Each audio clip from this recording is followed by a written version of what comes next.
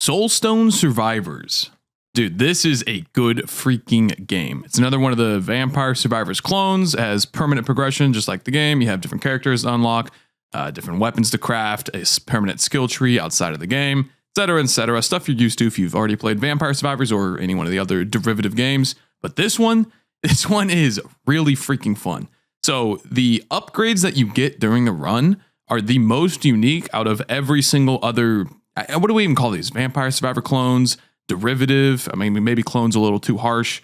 Reverse bullet hell. I've heard that. That's a pretty good descriptor. Anyway, this one feels very, very, very satisfying because of the amount of customization that you have during the run.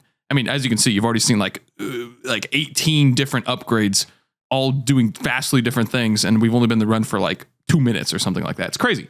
Absolutely crazy.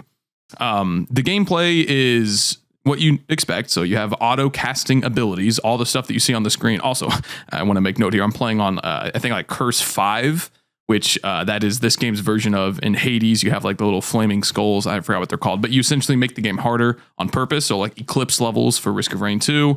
Vampire Survivors, I'm pretty sure has stuff like that as well, but you're enabling specific modifiers and intentionally making the game harder. That's going on in this footage as well. As you can see, there are lots of things going on. So just make no mistake, it's definitely way harder than it's going to be for you when you first start it, if that's putting anyone off.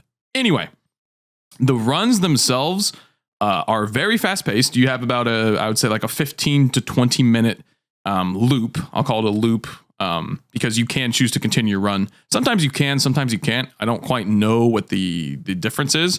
Because I had the option to continue some of my runs with these curse modifiers, and then like later on those same curse modifiers, I did not have the option to continue. So maybe I just didn't read it properly. I don't know. But you can continue to go on in a run.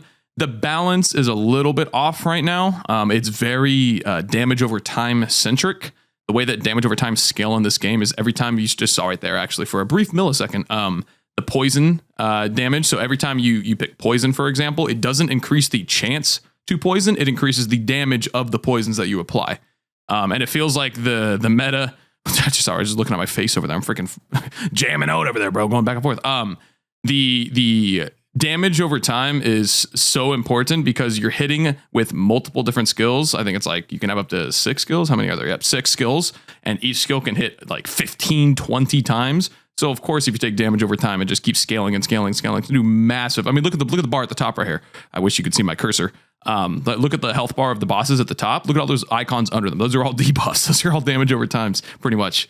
So that seems like it's the meta right now, and the game is kind of unbalanced because of that. But the developers have already put out a couple updates on their Steam page, at least talking about, and I'm sure they're very active on their Discord as well, but on the Steam page, they've already been talking about how they want to address that for the future. You also have 2 dashes, which is very fun. If you've only played Vampire Survivors, you would know that you literally just run in a circle, right? You kite monsters around in a circle until you die or until you win, right? There's no difference with the gameplay.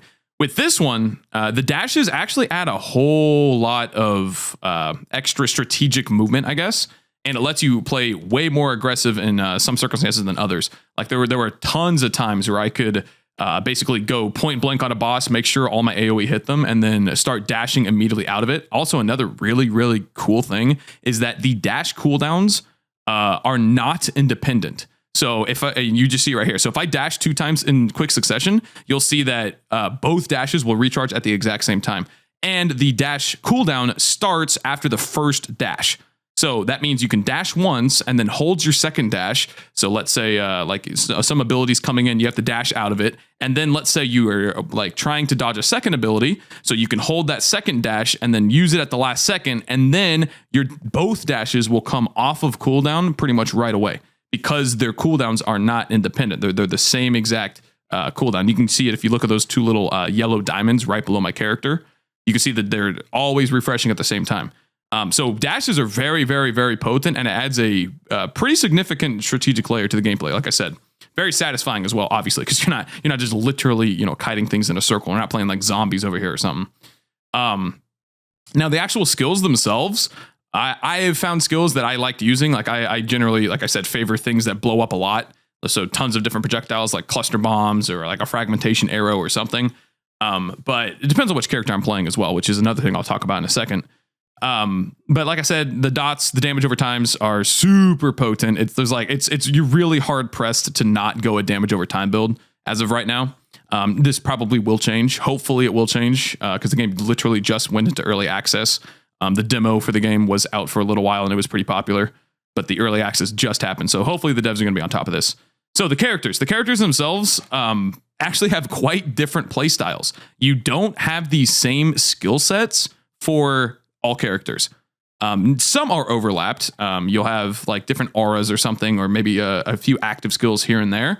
But there are a lot. I don't know how many off the top of my head, but there are at least, I played with probably 35, 40 different active skills.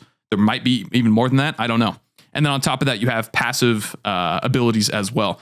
Cool thing is when you level up, the levels are really freaking fast. You are leveling up all the time. It is extremely satisfying. But when you level up, you have a choice between getting an active skill and getting a passive skill. And then once you fill up all 6 of your active slots, which are at the bottom, so my health bar says 27 right below there. Those are all the active skills. Once you fill up all of those, every level up that you get after that, you have 3 new choices at active skill, or you can just choose to take a passive instead. So if you want to switch around your build at some point, like maybe you want to take like an early game related skill, you can. And then you can choose to take a passive skill later on. It's actually freaking awesome. Also, I am already done with the footage here. Man, maybe I should slow this down. I don't know. I wasn't expecting to go by that fast. But dude, this game is freaking awesome. I will do a longer review style video at some point with this game. But as of right now, I just wanted to get this out real quick. Spread the word. Buy this game. It's good. $10. You will get so many hours out of it. Soulstone Survivors. Not an ad. Not hashtag ad. Peace.